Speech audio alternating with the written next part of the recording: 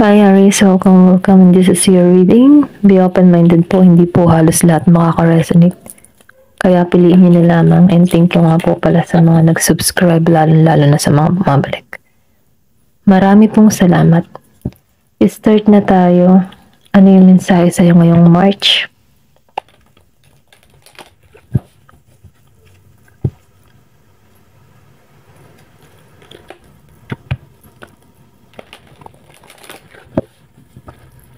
Give me the message for Aries.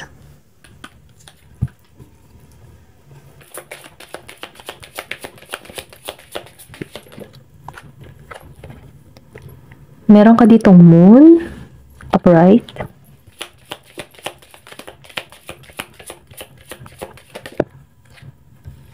Meron ka ditong cardinal.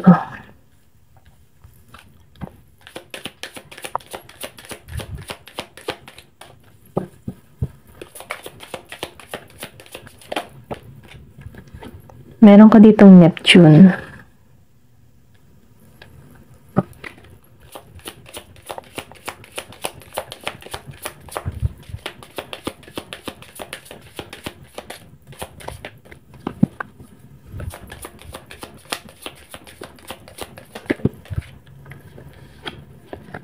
Meron ka ditong house 1.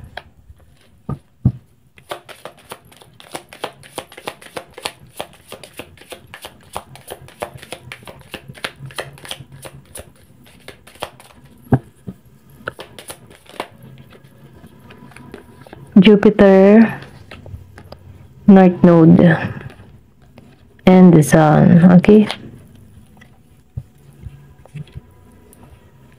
Nakikitaan ko dito yung pagbabago sa'yo, no? Kumbaga, meron ditong pagtaas or pwede rin inaangat ka dito. Okay? Dito sa Neptune.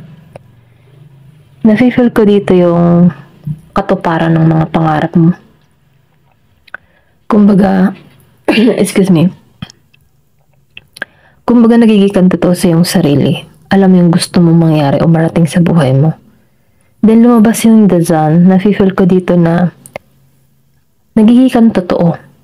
Nagigikan totoo sa kung ano mang gusto mong mangyari. Nagigikan totoo sa mga nakakasalamuha mo. Kumbaga, hindi ka nagpapaka-plastic. Kung gusto mong sabihin yung mga nais mo, no, sinasabi mo to ng tapat. Okay? Kasi, nakikitaan ko dito na kaya mong ipahayag yung nararamdaman mo kung kinakailangan. Then dito, no, sa House of One, bawat isa sa inyo, no, may kanya-kanya kayong mga katangian na kung saan, kung paano nyo hinaharap yung buhay ng may tapang. Kumbaga, no, Aries to. Kumbaga, sa bawat Aries, may kanya-kanya kayong abilidad na kung saan, kung paano nyo hinaharap ang buhay ng may tapang. May kanya-kanya kayong mga katangian, okay? Ito yung nakikita ko sa The House. Then dito, no, sa The Moon, nafe-feel ko dito na may pagkakontento ka, okay? Kontento ka kung anong meron ka. Then nakikitaan ko din dito yung pagiging mong maaruga sa iba, okay? Kumbaga, nakikitaan ko dito na concern ka once na nagkaroon ka ng kaibigan or kahit hindi kaibigan, ano, nakikitaan ko dito yung pagkahabag mo sa ibang tao na kung saan, once na meron ka, tumutulong ka. Hindi ka madamot sa kapwa. Kaya dahil dito, no, sa pagiging mong totoo at dahil sa pagiging mong mapagbigay dito, meron dito lumabas ang Jupiter na kung saan may paglago sa iyo, okay? Kasi nagkakaroon ka dito ng kaunawaan nagkakaroon ka dito ng alam mo yung tipo na kaya mong ipahayag yung sarili mo kaya mo ding umunawa, hindi ka basta-basta napatol. Once na may tao ditong nagagalit sa'yo, mga ganon, hindi ka napatol, umuunawa ka hanggat maaari dito. Dahil lagi kang matured alam mo kung saan ka lulugar, okay? Dito sa Jupiter. Then sa North Node, nakikitaan ko dito na destiny mo na magkaroon ng mga bagay na hinihiling mo. Destiny mo yung magkaroon ng paglago sa'yo. Destiny mo yung pag-angat ng buhay mo. Okay? Kumbaga, nafe-feel ko dito na, dito sa cardinal, may malaya kang gawin eh. Yung iba sa inyo, spiritual, nakakaunawa, no? Malapit kay God. Kasi yung lakas mo at yung pagtitiwala mo, hinuhugot mo sa taas eh. Kumbaga, nagtatrust ka sa process, okay? Natuto kang maging patient, ano? Ito lang yung nakikita ko. Malaki yung pagbabagong nangyayari sa'yo. Nagiging kang satisfy sa buhay mo, okay? Lalo-lalo na sa emotion mo, natututo ka, nag-grow ka, okay? Nakikita ko dito na sa bawat hakbang na ginagawa mo, pinag-iisipan mo talaga. Kumbaga, maybe in the past, marami ka ng pagsubok na kinaharap, ano? Na kung saan, kung bakit ka lumalago sa panahon ngayon bilang isang individual na tao. Ayan, ito lang yung nakikita ko, okay? Kumbaga, may paglago, may pag-angat sa'yo, nagiging kang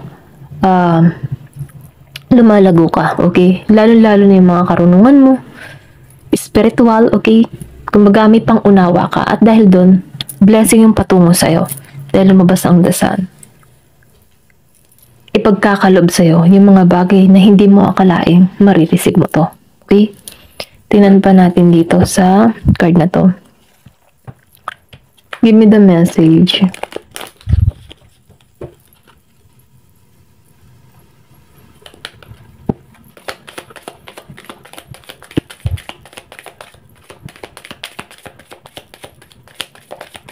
Give me the message, okay? May lumabas dito. The gift, okay? Then the fool. Kumbaga, no, nakikitaan ko dito na may luha ka na naranasan dito eh. Na kung saan yung luha na naranasan mo, ito yung tumutulong sa'yo para maging mas matatag ka. Kung hindi mo na-experience yung mga bagay na pagsubok in the past, hindi ka magiging ganito katibay na tao. Okay? Dahil dito, no, sa The High Priestess, nafe-feel ko dito yung malakas na intuition mo, malakas yung kutob mo, yun yung katangian mo, okay? Yun yung regalo sa'yo ni God. Kumbaga, marunong kang makiramdam sa tao, marunong kang bumasa ng tao, or pwede rin sabihin yung iba sa inyo, no? Merong kaliwanagan, may pangunawa, na kung saan, ito yung binigay sa'yo, okay? Ito yung advance mo sa iba, kasi nakikitaan ko dito yung paglago mo. Marunong kang makiramdam dito, okay? Ayan, ito lang nakikita ko. Kumbaga, ito yung regalo sa'yo ni God. Kaya, naiiwasan mo yung mga bagay. Kumbaga, malakas yung kutob mo. Naiiwasan mo yung mga bagay na parang may warning na para sa'yo. Give me more information. Lumabas ang Queen of Snow. Kasi, may pangunawa ka eh. Nagiging ng klaro para sa iyong lahat. Okay? Malinaw kang humusga ng isang tao. Malinaw kang humusga sa bawat gagawin mo. Ito lang yung nafe-feel ko. Kasi nakikita ko dito yung pangunawa mo. Okay? Karamihan sa inyo dito, no? Nafe-feel ko dito na malinaw kang mag-isip. Kumbaga, kapag may mga tao na hindi nakakabuti para sa'yo, laylo ka, okay? Nagiging kang laylo dito. Then, humahanap ka ng ibang direksyon na kung saan merong positive outcome sa'yo. Ito lang yung nakikita ko. Kasi mas pinipili mo dito yung alisan yung mga bagay na hindi nakakabuti at mas nagtutungo ka sa mas lalago ka dito. Ito lang nakikita ko. Den of Waves. Kasi nilet go mo na yun eh. Kumbaga, napag-aralan mong i-let go. Hindi ka na nakikipag-deal sa mga tao na sobrang ng toxic, mga ganun ba? Then, nafe-feel ko dito na let go mo na yung mga bagay na may bisyo, okay, kung meron ka mang bisyo, no, yung mga negative na kaisipan, nilalet go mo na to. Hinahayaan mo na to. Ito lang nakikita ko sa Ten of Waves. Kasi natututo ka ng sumabay eh. Kumbaga, hindi ka na masyadong nakikipag-discussion sa iba. Halimbawa, may mga nagtatalo, debate sa kanilang mga pananaw sa buhay, ano. Hindi ka na nakikipagtalo, hinahayaan mo na lang kasi meron ka ditong sariling paniniwala. May sarili kang pagkakaintindi. Ito lang nakikita ko. At hinahayaan mo yung mga bagay na mahirap i-deal. Okay? Ito lang nafe-feel ko sa Ten of Waves. Gusto nitong kumawala. Eight of Wands. Kasi nakitaan ko dito yung healing. Yung iba sa inyo nag-healing. Okay? Naka-moving on na sa sitwasyon. Or pwede rin sabihin na kung hindi ka pa nakaka-moving on, ano, ito yung patungo sa'yo. meron lang oras yung healing. Kumbaga, binibigyan ka ng oras para ihilumin mo yung mga pain na naramdaman mo sa buhay, okay? Ito lang yung nakikita ko. Tingnan pa natin kung ano pa yung karagdagang mensahe sa'yo.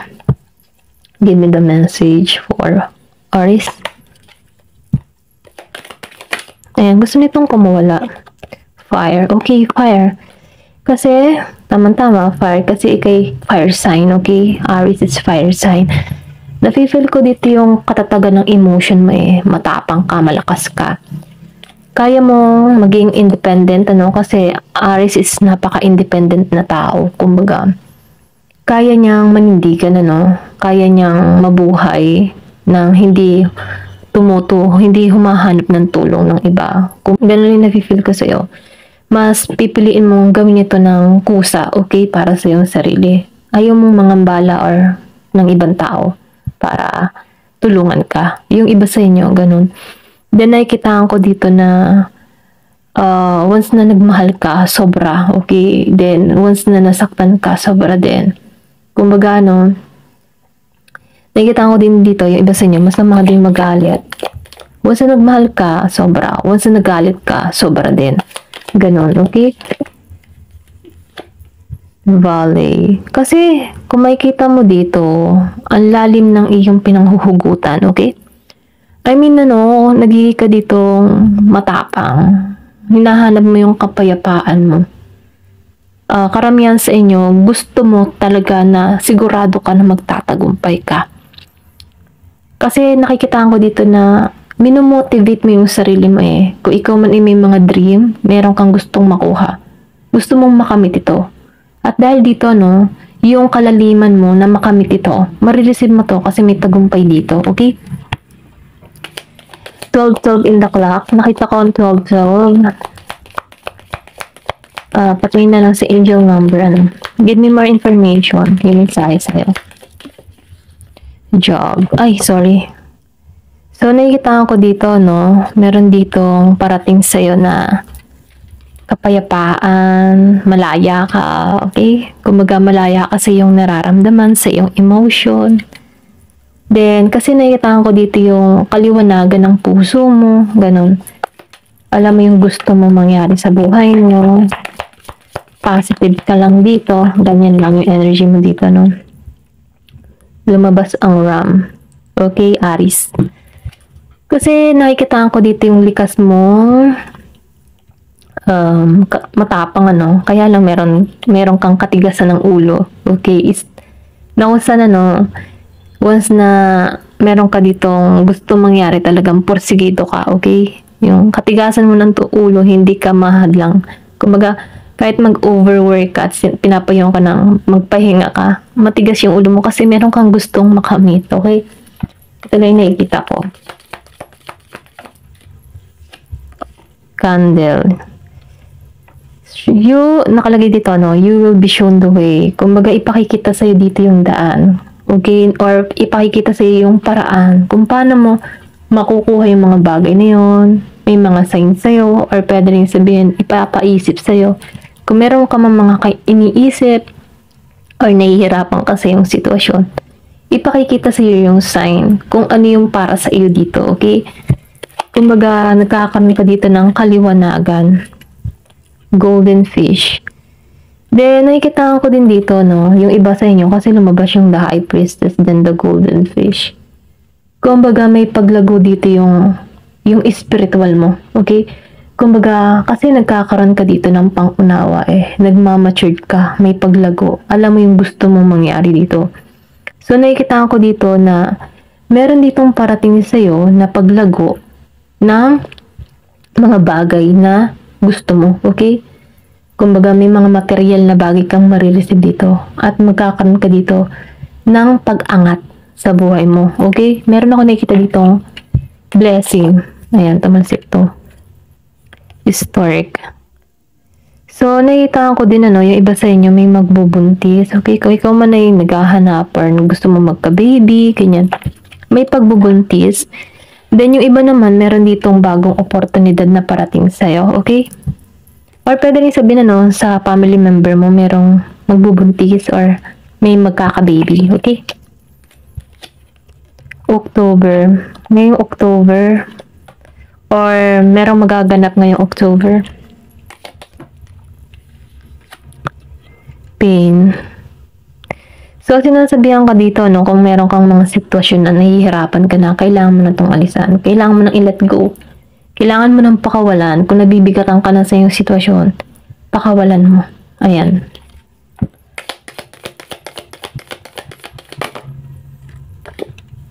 Wedge. So, meron ditong tao na gustong makuha yung kung ano yung meron ka. Okay? Hindi talaga maiwasan ng mga tao talagang naiinggit sa na-achieve mo sa buhay. Pero ganun pa man, ano, manampalataya ka lang kay God, kay Jesus na yung blessing na parating sa'yo ay protektado, okay? Kasi may mga taong gumagawa talaga ng hindi maganda para hindi mo ma-receive yung mga bagay na yan. Kaya may naman, no, pray, pray, pray, na lagi kang ligtas, ingatan ka, okay? Protektahan ka sa mga sasama. Ayan. Yun yung may information. Dasal lang talaga at kapit ka sa kanya. Grapes. So, sinasabihan ka dito, ito na yung panahon para bigyan mo naman ligaya yung sarili mo. Lumabas ka, magsaya ka, okay? Ito lang yung nakikita kong mensahe sa'yo, okay? Thank you for watching and love and peace.